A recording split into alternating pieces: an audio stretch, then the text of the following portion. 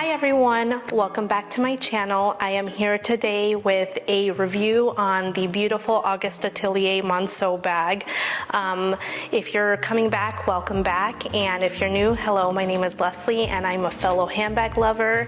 And I love all things simple living, simple curated wardrobes, and clearly I'm conflicted because I have a lot of handbags. So if that's kind of who you are, you'll probably like my channel. So anyhow, let me stop with the awkward introductions and jump right in. So this is a bag that I purchased, gosh, I think almost a year ago.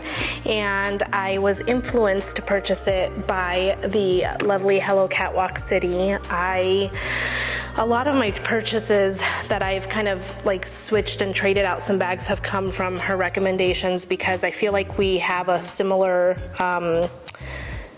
I wouldn't necessarily say aesthetic because she has some bags that aren't necessarily my aesthetic, but I think the level of quality and pickiness, I think we share that. So I usually take her word pretty seriously.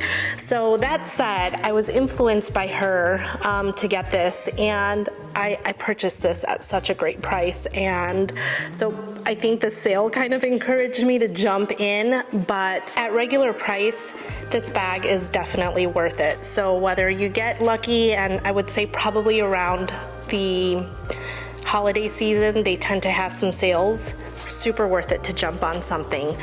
So to jump right into the bag, this is now the older Monceau. So the newer one has like a little silver trim here where this leather trim ends. And I honestly much prefer this. That's in a gunmetal, and I tend to really love how black and gunmetal look, but I really don't prefer that. So I'm conflicted because I really don't use this bag anymore. I used it quite a bit and I have a pretty good idea of how it functions, but it is on the chopping block in all transparency. And the reason really for that is, I guess I'll start with the cons, is as much as I love a flat bag, I think I much prefer a flat bag with organization on the inside.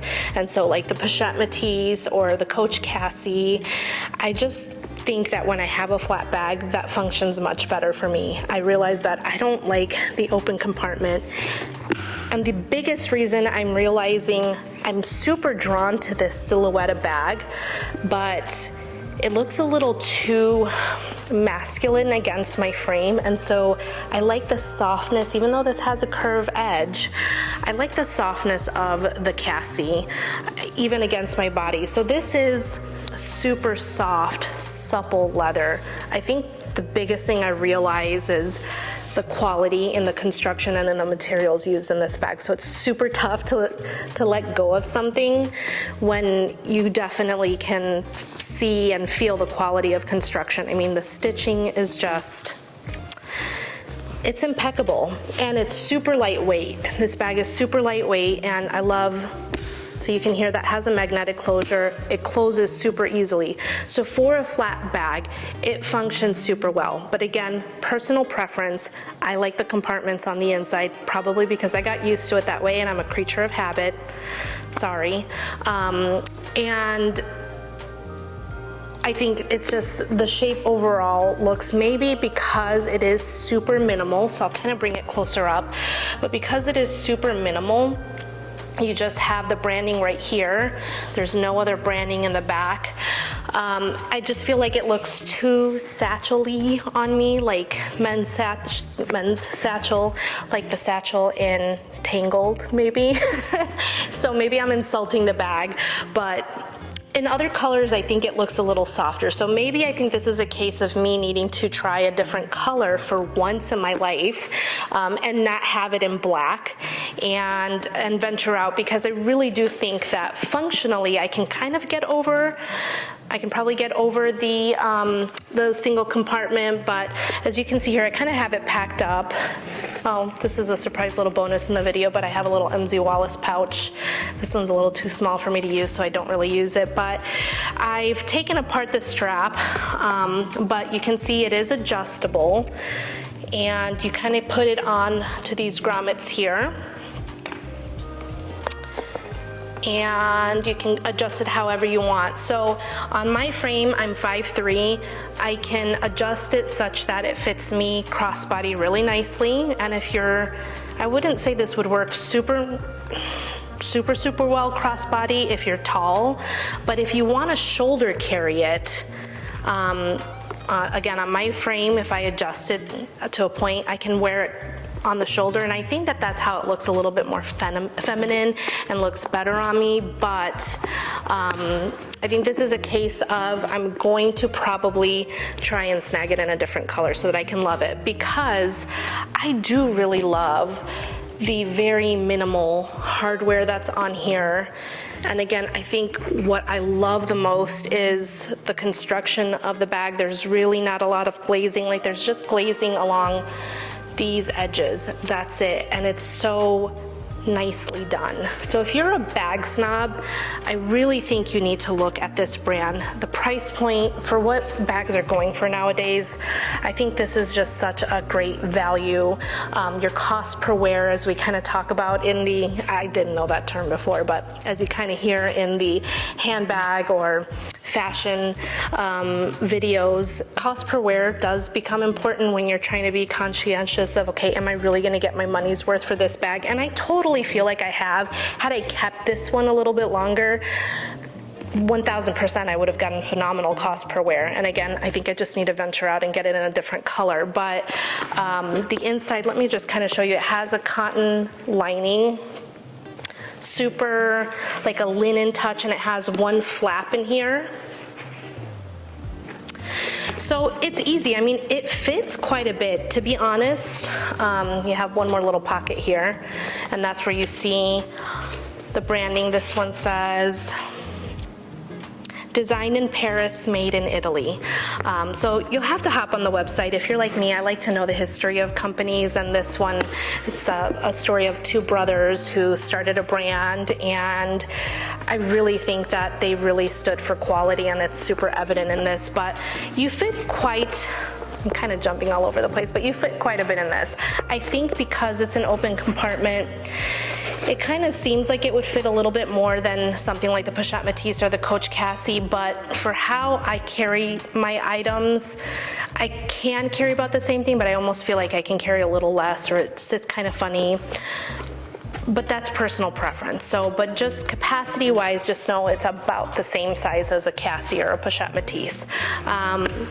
That said, one other con for me personally, I really like a back pocket. I don't have to have it, but that's where the compartments begin to matter for me.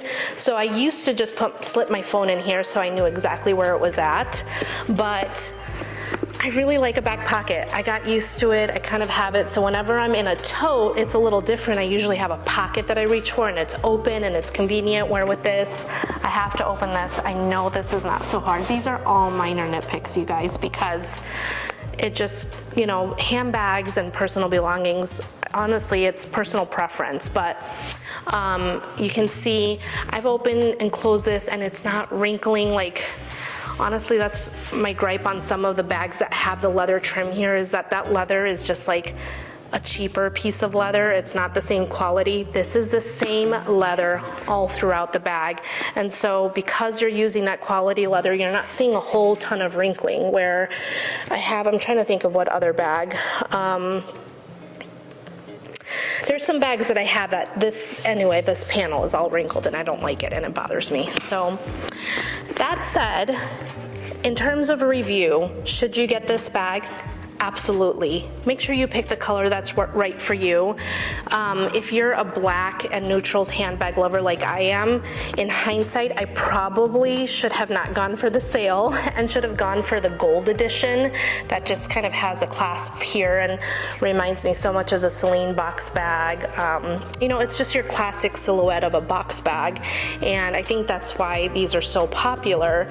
But I feel like I kind of went for the super minimalist vibe because I was definitely in my minimalist era, purging things and getting rid of so many things. But in hindsight, I should have gotten at least the gold version, and now I probably will go for the gold version in either the cognac color or the taupe color. We shall see. But for now, I'm probably gonna move on and have this one listed on my Poshmark and my Mercari. And if she goes, she goes. Actually, this bag to me is a he. Do you guys put genders on your bags? Because I kind of do. Anyway, I have this one listed, not because I dislike the bag, but because I made a mistake in my selection. So, lesson to be learned, don't always go for the sale. If you know what you like and you know what works in your wardrobe, either save or wait for that sale. But I love this bag. I think that it was a great reminder of me that you don't need to spend luxury type money to get luxury products. And this bag really is where my handbag journey started to pivot for me, where I decided, you know what, let me not jump down this rabbit hole of the luxury handbags, because that is not the price point that I really am at. And even, I'm in real estate, so I work on commission, so income changes for me. But regardless, I have a large family and I wanna be practical. And if you heard my Pochette Matisse story, I don't like to feel guilty about my purchases. So this was such a nice way to have a quality luxe item without that price tag. So if that's something you're on the market for, I think you should give this a try. But otherwise, I hope this video was helpful.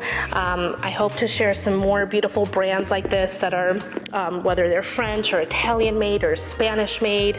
I really hope to bring some more content and share some new brands with you guys that may have not been on your horizon. So I hope you enjoyed this video, and I will see you guys in the next one. Bye.